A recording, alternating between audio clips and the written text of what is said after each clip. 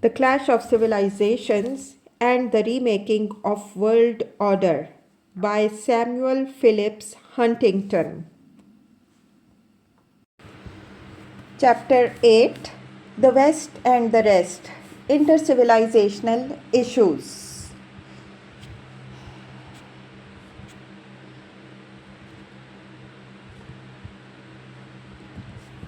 The West promotes non-proliferation as reflecting the interests of all nations in international order and stability. Other nations, however, see non-proliferation as serving the interests of Western hegemony. That such is the case is reflected in the differences in concern over proliferation between the West and most particularly the United States on the one hand, and regional powers whose security would be affected by proliferation on the other. This was notable with respect to Korea. In 1993 and 1994, the United States worked itself up into a crisis state of mind over the prospect of North Korean nuclear weapons. In November 1993, President Clinton flatly stated, North Korea cannot be allowed to develop a nuclear bomb. We have to be very firm about it. Senators, representatives, and former officials of the Bush administration discussed the possible need for a preemptive attack on North Korean nuclear facilities. US concern over the North Korean program was rooted in considerable measure to its concern with global proliferation. Not only would such capability constrain and complicate possible US actions in East Asia, but if North Korea sold its technology and or weapons, it could have comparable effects for the United States in South Asia and the Middle East. South Korea, on the other hand, viewed the bomb in relation to its regional interests. Many South Koreans saw a North Korean bomb as a Korean bomb, one which would never be used against other Koreans but could be used to defend Korean independence and interests against Japan and other potential threats. South Korean civilian officials and military officers explicitly looked forward to a united Korea having that capability. South Korean interests were well served. North Korea would suffer the expense and international obloquy of developing the bomb. South Korea would eventually inherit it. The combination of northern nuclear weapons and southern industrial prowess would enable a unified Korea to assume its appropriate role as a major actor on the East Asian scene. As a result, marked differences existed in the extent to which Washington saw a major crisis existing on the Korean Peninsula in 1994 and the absence of any significant sense of crisis in Seoul, creating a panic gap between the two capitals. One of the oddities of the North Korean nuclear standoff from its start several years ago, one journalist observed at the height of the crisis in June 1994, is that the sense of crisis increases the farther one is from Korea. A similar gap between American security interests and those of regional powers occurred in South Asia, with the United States being more concerned with nuclear proliferation there than the inhabitants of the region. India and Pakistan each found the other's nuclear threat easier to accept than American proposals to cap, reduce, or eliminate both threats. The efforts by the United States and other Western countries to prevent the proliferation of equalizer weapons of mass destruction have met with and are likely to continue to meet with limited success. A month after President Clinton said that North Korea could not be allowed to have nuclear weapon, US intelligence agencies informed him that it probably had one or two. US policy consequently shifted to offering the North Koreans carrots to induce them not to expand their nuclear arsenal. The United States was also unable to reverse or to stop nuclear weapons development by India and Pakistan, and it has been unable to halt Iran's nuclear progress. At the April 1995 Conference on the Nuclear Non-Proliferation Treaty, the key issue was whether it should be renewed for an indefinite period or for 25 years. The United States led the effort for a permanent extension. A wide range of other countries, however, objected to such an extension unless it was accompanied by much more drastic reduction in nuclear arms by the five recognized nuclear powers. In addition, Egypt opposed extension unless Israel signed the treaty and accepted safeguard inspections.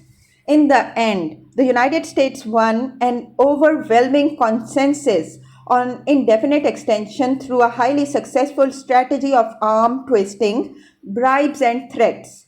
Neither Egypt nor Mexico, for instance, both of whom had been against indefinite extension, could maintain its position in the face of their economic dependence on the United States. While the treaty was extended by consensus, the representatives of seven Muslim nations, Syria, Jordan, Iran, Iraq, Libya, Egypt, and Malaysia, and one African nation, Nigeria, expressed dissenting views in the final debate. In 1993, the primary goals of the West, as defined in American policy, shifted from non-proliferation to counter-proliferation. This change was a realistic recognition of the extent to which some nuclear proliferation could not be avoided. In due course, US policy will shift from countering proliferation to accommodating proliferation. And if the government can escape from its Cold War mindset to how promoting proliferation can serve US and Western interests. As of 1995, however, the United States and the West remained committed to a hold-down policy, which in the end is bound to fail. The proliferation of the nuclear and other weapons of mass destruction is a central phenomenon of the slow but ineluctable diffusion of power in a multi-civilizational world. Human rights and democracy. During the 1970s and 1980s, over 30 countries shifted from authoritarian to democratic political systems. Several causes were responsible for this wave of transitions. Economic development was undoubtedly the major underlying factor generating these political changes. In addition, however, the policies and actions of the United States, the major Western European powers, and international institutions helped to bring democracy to Spain and Portugal, many Latin American countries, the Philippines, South Korea, and Eastern Europe. Democratization was most successful in countries where Christian and Western influences were strong. New democratic regimes appeared more likely to stabilize in the southern and central European countries that were predominantly Catholic or Protestant, and less certainly in Latin American countries. In East Asia, the Catholic and heavily American influenced Philippines returned to democracy in the 1980s, while Christian leaders promoted movement towards democracy in South Korea and Taiwan. As has been pointed out previously, in the former Soviet Union, the Baltic republics appear to be successfully stabilizing democracy. The degree and stability of democracy in the Orthodox republics vary considerably and are uncertain. Democratic prospects in the Muslim republics are bleak.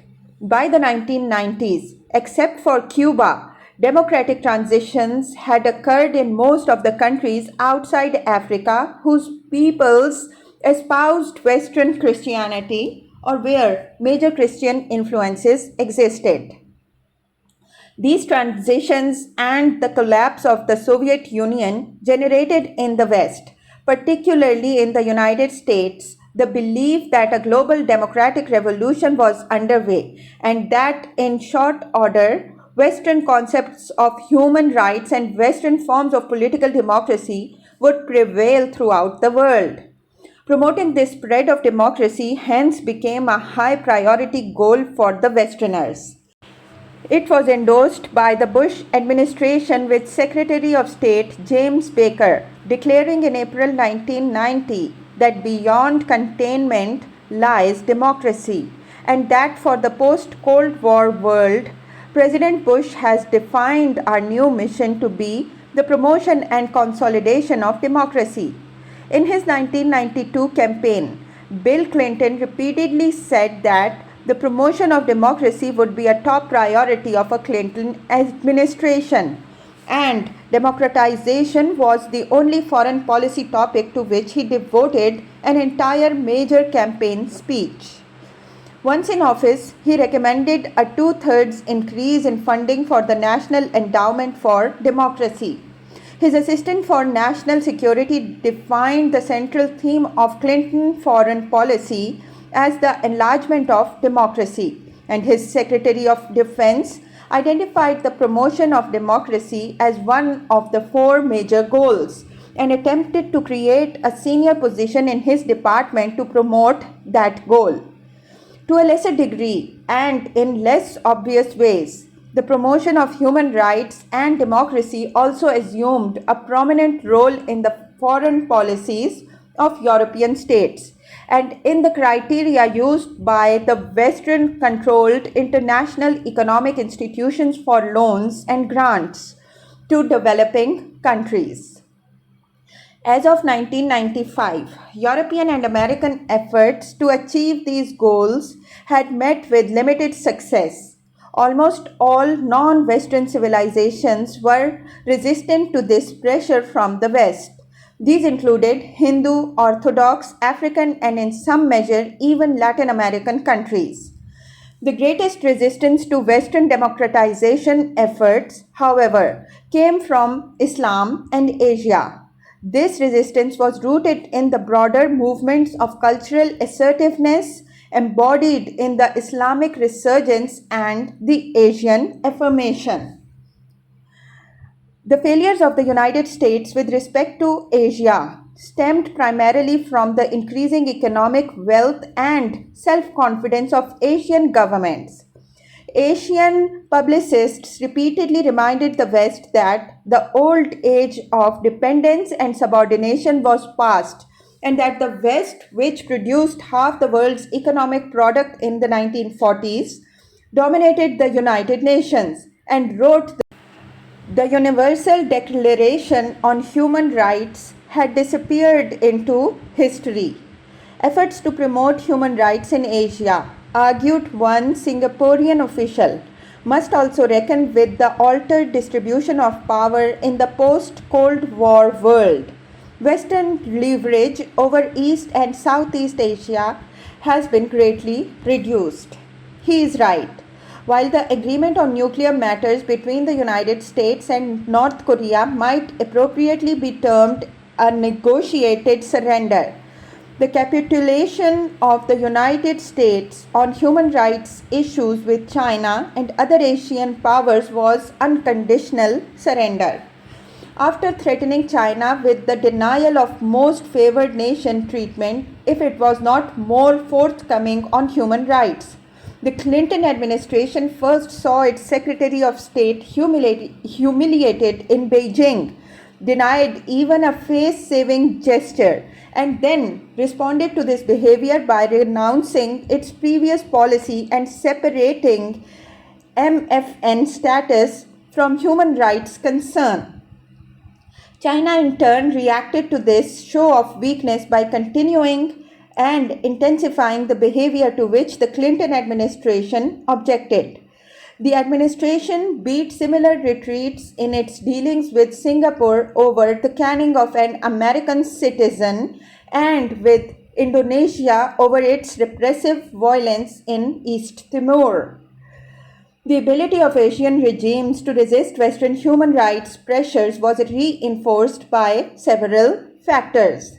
American and European businesses were desperately anxious to expand their trade with and their investment in these rapidly growing countries and subjected their governments to intense pressure not to disrupt economic relations with them. In addition, Asian countries saw such pressure as an infringement on their sovereignty and rallied to each other's support when these issues arose. Taiwanese, Japanese, and Hong Kong businessmen who invested in China had a major interest in China's retaining its MFN privileges with the United States. The Japanese government generally distanced itself from the American human rights policies. We will not let abstract notions of human rights affect our relations with China. Prime Minister Kiichi Miyazawa said not long after Tiananmen Square. The countries of ASEAN were unwilling to apply pressure to Myanmar and indeed in 1994 welcomed the military junta to their meeting, while the European Union, as its spokesman said, had to recognize that its policy had not been very successful and that it would have to go along with the ASEAN approach to Myanmar. In addition, their growing economic power allowed states such as Malaysia and Indonesia to apply reverse conditionalities to countries and firms which criticize them or engage in other behavior they find objectionable. Overall, the growing economic strength of the Asian countries renders them increasingly immune to the Western pressure concerning human rights and democracy. Today, China's economic power, Richard Nixon observed in 1994, makes US lectures about human rights imprudent. Within a decade, it will make them irrelevant. Within 2 decades, it will make them laughable. By that time, however, Chinese economic development could make Western lectures unnecessary. Economic growth is strengthening Asian governments in relation to the Western governments. In the longer run, it will also strengthen Asian societies in relation to Asian governments. If democracy comes to additional Asian countries, it will come because the increasingly strong Asian bourgeoisie and middle classes want it to come. In contrast to agreement on the indefinite expansion of the Non-Proliferation Treaty, Western efforts to promote human rights and democracy in UN agencies generally came to naught, with a few exceptions such as those condemning Iraq. Human rights resolutions were almost always defeated in UN votes. Apart from some Latin American countries, other governments were reluctant to enlist in efforts to promote what many saw as human rights imperialism. In 1990, for instance, Sweden submitted on behalf of 20 Western nations a resolution condemning the military regime in Myanmar, but opposition from Asian and other countries killed it. Resolutions condemning Iran for human rights abuses were also voted down, and for 5 straight years in the 1990s, China was unable to mobilize Asian support to defeat Western-sponsored resolutions, expressing concern over its human rights violations. In 1994, Pakistan tabled a resolution in the United Nations Commission on Human Rights condemning India's rights violations in Kashmir. Countries friendly to India rallied against it, but so also did 2 of Pakistan's closest friends, China and Iran, who had been the targets of similar measure and who persuaded Pakistan to withdraw the proposal. In failing to condemn Indian brutality in Kashmir, The Economist observed the UN Human Rights Commission by default sanctioned it. Other countries too are getting away with murder. Turkey, Indonesia, Colombia and Algeria have all escaped criticism. The Commission is thus giving succor to governments that practice butchery and torture, which is exactly the opposite of what its creators intended. The differences over the human rights between the West and other civilizations and the limited ability of the West to achieve its goals were clearly revealed in the UN World Conference on Human Rights in Vienna in June 1993. On one side were the European and North American countries, on the other side was a bloc of about 50 non Western states. The 15 most active members of which included governments of one Latin American country, Cuba, one Buddhist country, Myanmar, four Confucian countries with widely varying political ideologies, economic systems, and levels of development. Singapore, Vietnam, North Korea, and China, and 9 Muslim countries Malaysia, Indonesia, Pakistan, Iran, Iraq, Syria, Yemen, Sudan, and Libya. The leadership of this Asian Islamic grouping came from China, Syria, and Iran. In between these groupings were the Latin American countries apart from Cuba, which often supported the West, and African and Orthodox countries, which sometimes supported but more often opposed Western positions. The issues on which countries divided along civilizational lines included universality versus cultural relativism with respect to human rights, the relative priority of economic and social rights, including the right to development versus political and civil rights, political conditionality with respect to economic assistance, the creation of a UN Commissioner for Human Rights, the extent to which the non governmental human rights organizations simultaneously meeting in Vienna should be allowed to participate in the governmental conference, the particular rights which should be endorsed by the conference, and more specific issues such as whether the Dalai Lama should be allowed to address the conference and whether human rights abuses in Bosnia should be explicitly condemned. Major differences existed between the Western countries and the Asian Islamic bloc on these issues. 2 months before the Vienna conference, the Asian countries met in Bangkok and endorsed a declaration which emphasized that human rights must be considered in the context of national and regional particularities and various historical, religious, and cultural backgrounds, that human rights monitoring violated state sovereignty, and that conditioning economic assistance on human rights performance was contrary to the right to development.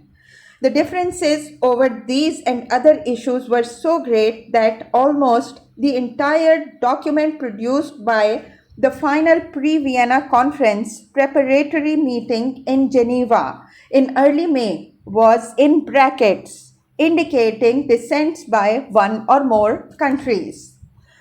The Western nations were ill prepared for Vienna, were outnumbered at the conference, and during its proceedings made more concessions than their opponents. As a result, apart from a strong endorsement of women's rights, the declaration approved by the conference was a minimal one.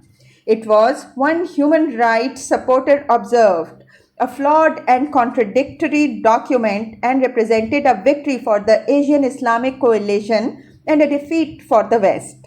The Vienna Declaration contained no explicit endorsement of the rights to freedom of speech, the press, assembly, and religion, and was thus in many respects weaker than the Universal Declaration of Human Rights the UN had adopted in 1948. This shift reflected the decline in the power of the West. The international human rights regime of 1945, an American human rights supporter remarked, is no more. American hegemony has eroded. Europe, even with the events of 1992, is a little more than a peninsula. The world is now as Arab, Asian, and African as it is Western. Today, the Universal Declaration of Human Rights and the international covenants are less relevant to much of the planet than during the immediate post World War II era. An Asian critic of Western descent had similar views. For the first time since the Universal Declaration was adopted in 1948, countries not thoroughly steeped in the Judeo Christian and natural law traditions are in the first rank. That unprecedented situation will define the new international politics of human rights. It will also multiply the occasions for conflict. The big winner at the Vienna conference, another observer commented, clearly was China, at least if success is measured by telling other people to get out of the way. Beijing kept winning throughout the meeting simply by tossing its weight around. Outvoted and outmaneuvered at Vienna, the West was nonetheless able a few months later to score a non insignificant victory against China. Securing the 2000 Summer Olympics for Beijing was a major goal of the Chinese government, which invested tremendous resources in trying to achieve it. In China, there was immense publicity about the Olympic bid, and public expectations were high. The government lobbied other governments to pressure their Olympic associations. Taiwan and Hong Kong joined in the campaign. On the other side, the United States Congress, the European Parliament, and human rights organizations all vigorously opposed selecting Beijing. Although voting in the International Olympic Committee is by secret ballot, it clearly was along civilizational lines. On the first ballot, Beijing, with reportedly widespread African support, was in the first place, with Sydney in second. On subsequent ballots, when Istanbul was eliminated, the Confucian Islamic connection brought its votes overwhelmingly to Beijing. When Berlin and Manchester were eliminated, their votes went overwhelmingly to Sydney, giving it victory on the fourth ballot and imposing a humiliating defeat on China, which it blamed squarely on the United States. America and Britain, Lee Kuan Yew commented, succeeded in cutting China down to size. The apparent reason was human rights. The real reason was political, to show Western political clout. Undoubtedly, many more people in the world are concerned with sports than with human rights. But given the defeats on human rights the West suffered at Vienna and elsewhere, this isolated demonstration of Western clout was also a reminder of Western weakness. Not only is Western clout diminished, but the paradox of democracy also weakens. Western will to promote democracy in the post-Cold War world. During the Cold War world, the West and the United States in particular confronted the friendly tyrant problem, the dilemmas of cooperating with military juntas and dictators who were anti-communist and hence useful partners in the Cold War. Such cooperation produced uneasiness and at times embarrassment when these regions engaged in outrageous violations of human rights. Cooperation could, however, be justified as the lesser evil. These governments were usually less thoroughly repressive than communist regimes and could be expected to be less durable as well as more susceptible to American and other outside influences. Why not work with a less brutal friendly tyrant if the alternative was a more brutal unfriendly one? In the post Cold War world, the choice can be the more difficult one between a friendly tyrant and an unfriendly democracy. The West's easy assumption that democratically elected governments will be cooperative and pro-Western need not hold true in non-Western societies where electoral competition can bring anti-Western nationalists and fundamentalists to power. The West was relieved when the Algerian military intervened in 1992 and cancelled the election, which the fundamentalist FIS clearly was going to win. Western governments also were reassured when the fundamentalist Welfare Party in Turkey and the nationalist BJP in India were excluded from power after scoring electoral victories in 1995 and 1996. On the other hand, within the context of its revolution, Iran, in some respects, has one of the more democratic regimes in the Islamic world, and competitive elections in many Arab countries, including Saudi Arabia and Egypt, would almost surely produce governments far less sympathetic to Western interests than their undemocratic predecessors. A popularly elected government in China could well be a highly nationalistic one, as Western leaders realize that democratic process in non-Western societies often produce governments unfriendly to the West. They both attempt to influence those elections and also lose their enthusiasm for promoting democracy in those societies.